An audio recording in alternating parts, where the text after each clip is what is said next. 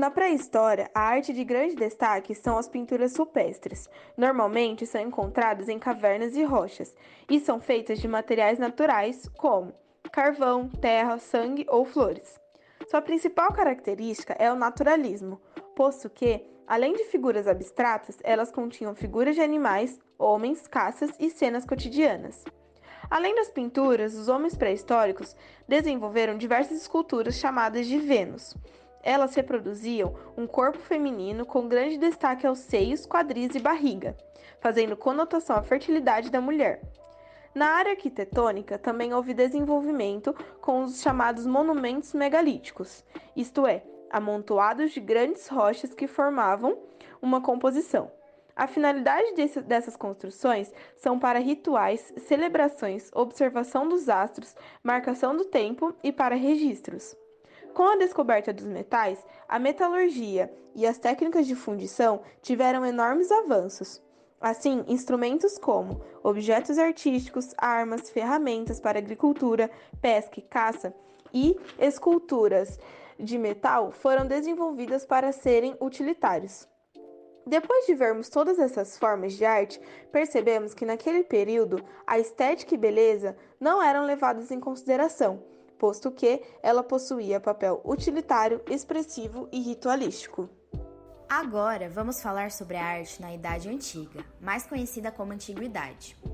Bom, a Idade Antiga, ou Antiguidade, se estendeu desde 4.000 anos antes de Cristo até 476 anos depois de Cristo, e foi marcada não só pela criação da escrita, como também pelo nascimento das civilizações que se desenvolveram no Oriente Médio e na Europa. As civilizações da Mesopotâmia, do Egito Antigo, da Roma e da Grécia Antiga e também dos povos hebreus. Nesse período, a arte, além de ser muito abrangente, era também muito diversificada.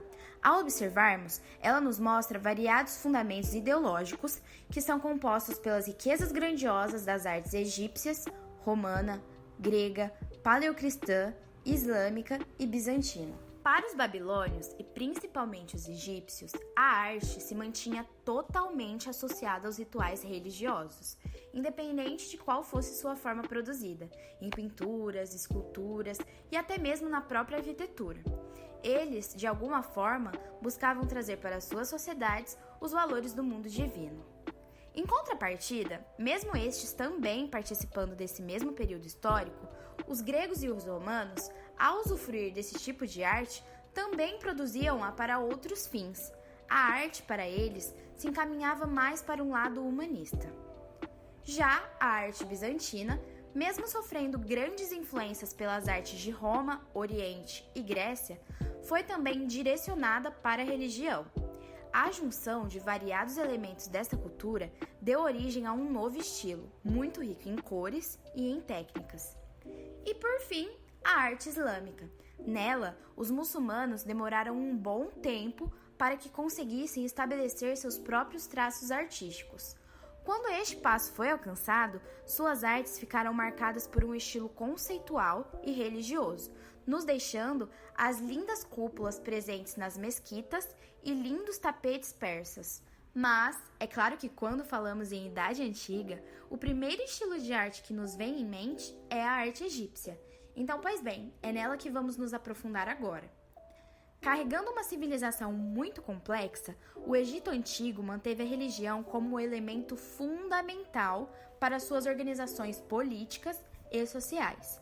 Ela, por sua vez, determinava as funções que cada classe social deveria seguir, direcionando inclusive as produções artísticas culturais. Os egípcios acreditavam que, de alguma forma, os deuses com seus poderes poderiam interferir na história da humanidade. Eles mantinham firmemente suas crenças na vida após a morte, afinal, para eles, ela era muito mais importante. Fundamentando então a ideologia egípcia, esses fatores são direcionados principalmente à glorificação dos deuses e dos poderosos faraós, para os quais eram erguidos também templos antológicos. A arte egípcia também era muito padronizada. Como seu único enfoque era direcionado à religião, os egípcios não davam liberdade para a criatividade e imaginação pessoal dos artistas. Ou seja, os artistas egípcios eram fundadores de uma arte anônima. Afinal, as obras mantinham excelentes domínios das técnicas de execução e não do estilo individual que cada um deles carregavam consigo. Quando falamos nas arquiteturas egípcias, automaticamente pensamos nas lindas pirâmides. Elas, além de serem muito famosas, são extremamente sólidas e duradouras e nos trazem um sentimento de mistério e eternidade. Elas mantêm sua base quadrangular, feita por pedras, e sua entrada era voltada para a estrela polar, com o intuito de que seu influxo se concentrasse somente sobre a múmia. Seu lado inferior era semelhante a um labirinto, que mantinha como destino final a câmara funerária, local onde se encontrava a múmia do faraó e seus pertences. Já as esculturas egípcias eram focadas para as representações dos faraós e dos deuses, sempre com expressões sérias e sem nenhuma emoção, a fim de trazer um ar ilusionista de imortalidade. Eles iam além, exploravam exacerbadamente as proporções do corpo humano, dando às figuras esculpidas uma impressão marcante de força e majestade. Da mesma forma que na arquitetura e na escultura, as pinturas também eram utilizadas como um poderoso elemento para contemplar a religião. Elas às vezes aparecem no interior das tumbas como um meio de decoração desses monumentos funerários. As figuras eram pintadas em uma perspectiva de aparência, posicionadas em perfil, mas com os braços e corpos sempre virados para frente. Juntos a essas, também haviam pinturas nos palácios e nas casas, que passaram a receber grande ênfase no Império Novo, uma das etapas históricas mais importantes onde a pintura atingiu seu ápice. Nesse período, as figuras se tornaram estilizadas e os artistas passaram a refletir sobre os movimentos em suas obras, passando também a expressar a grande variedade e preciosidade da bela natureza que os rodeava. E para finalizar, vamos lembrar que foi nesse período que historiadores afirmam ser a época em que surge a escrita. Porém, vale ressaltar que todas as pinturas, tanto as da antiguidade quanto as da pré-história, já eram representadas como tais.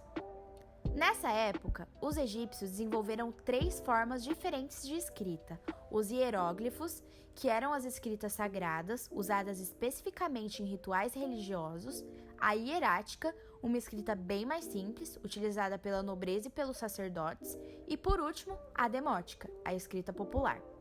Um feito que marcou a escrita egípcia foi a criação do Livro dos Mortos, onde, num rolo de papiro, eram colocados rituais funerários, sempre depositados nos sarcófagos dos faraós mortos, onde o seu conteúdo a ser apresentado era baseado em ilustrações muito vivas.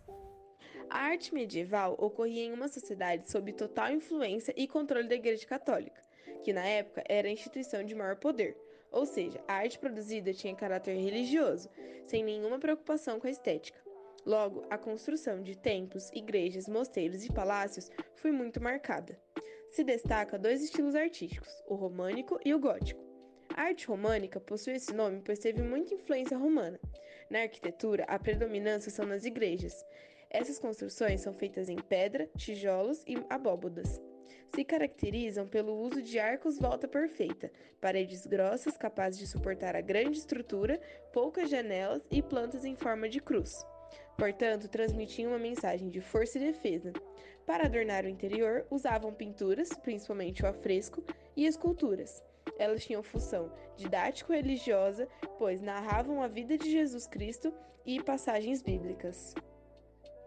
Na arte gótica houve mudanças. A arquitetura era mais leve e aberta. O surgimento da abóbada de nervuras possibilitou a construção de igrejas altas e com grandes torres. O uso de pilares fez com que o uso de vitrais coloridos fosse popular. O intuito dessas grandes construções era transmitir a ideia que quanto mais altas estivessem, mais perto estariam de Deus. Os vitrais coloridos também tinham um papel didático religioso, logo que representavam temas religiosos. Nas esculturas góticas, a preocupação com o realismo era um pouco maior na busca de retratar anjos e santos. Por fim, nas pinturas, o destaque foi para as iluminuras, vitrais e os painéis em afresco. Houve também característica do Renascimento, havendo maior variedade de cores e de emoções. A Idade Moderna se iniciou na queda do Império Bizantino e a tomada da cidade de Constantinopla em 1453. Esse período, como todos os outros, também foi o palco de grandes fatos históricos, como a transição do sistema feudal para o capitalismo, a realização das grandes navegações pelo mundo, a expansão marítima, o colonialismo, dentre outros. Todas as mudanças que estavam ocorrendo levaram ao movimento artístico e cultural chamado de Renascimento, que expressava o renascer da forma de ver o mundo de maneira oposta à era medieval. Influenciados pela ideia de antropocentrismo, o homem no período moderno valorizava sua existência, sua mente e toda sua capacidade intelectual. Essas características estavam presentes na sociedade e foram refletidas na cultura da época. Portanto, percebe-se na arte moderna representações de figuras deformadas e sem lógica, estranhamento e abandono do realismo nas formas, ou seja, houve uma rejeição aos padrões religiosos presentes no período anterior. No Brasil, essa corrente artística se consolidou com a Semana de Arte Moderna que ocorreu em 1922, no Teatro Municipal de São Paulo. Contagiados pelas vanguardas europeias, os artistas brasileiros desenvolveram sua arte de forma mais ousada, causando um choque no público e levando-o a ser alvo de críticas. Dentre os principais movimentos artísticos desse período está o expressionismo, que foca em aspectos subjetivos e na representação dos sentimentos, o cubismo, que se caracteriza pela geometrização das formas, modeladas basicamente por cubos e cilindros, o abstracionismo, em que os artistas exploram as cores, formas, linhas e texturas, e o surrealismo, que valorizava a fantasia, a loucura, o universo onírico e o impulso dos artistas, dando vazão às manifestações do inconsciente humano. Agora, finalmente, chegamos na Idade Contemporânea. Este período é compreendido entre a Revolução Francesa e o presente, já que ainda estamos vivendo essa era.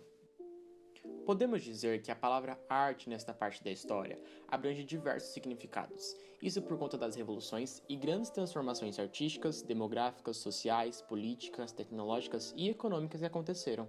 Então agora, a arte vai muito além do que esculturas e quadros. As linguagens artísticas se tornam muito mais diversificadas. Por exemplo, a dança, a moda e as animações são tipos de arte que vemos muito em nosso dia a dia. As principais características das produções artísticas contemporâneas são a liberdade de expressão e a atitude provocante. Estas fazem com que os autores tirem seu foco para somente a imitação do natural e se concentrem no mundo interior da obra, no sensível, no conceito e na linguagem, dessa maneira exigindo uma nova atitude do espectador ao analisá-la. Assim, surgem novos artistas como Stephen King e Anitta, novos movimentos como a pop art e o expressionismo abstrato, novos sentidos da arte vão sendo aplicados pouco a pouco. Críticas e elogios vão sendo representados de forma abstrata e inconsciente dentro de um quadro. Isso traz a sensação de que a arte é um abraço, e que envolve todos, e vai muito além da Mona Lisa e da escultura de Davi.